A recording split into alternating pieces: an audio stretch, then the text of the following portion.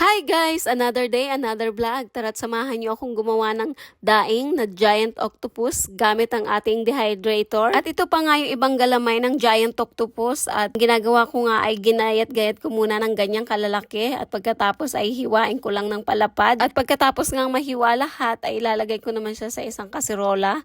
At lalagyan ko ng seasoning.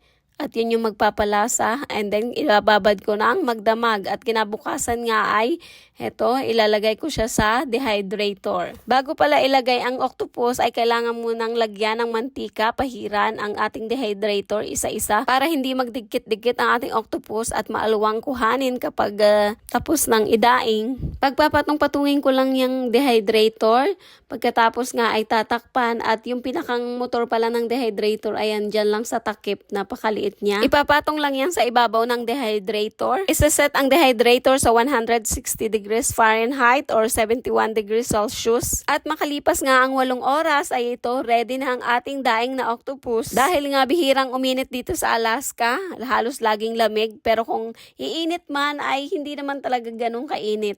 Ramdam mo pa rin yung lamig. Ay perfect na perfect nga itong dehydrator sa mga ginagawa kong pagtutuyo nitong octopus. Ganon din yung mga isda. Kasi nga marami kaming mga isda. Minsan yung mga binibigay din sa amin ay ginagawa ko rin tuyo.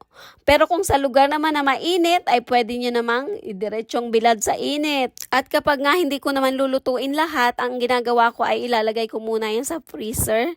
Para hindi basta-basta masira at kukuha lang ako ng sakto na piprituhin ko kapag ako ay magluluto. At hanggang dito na lang muna mga mare. Salamat sa panonood. See you on my next vlog. Bye!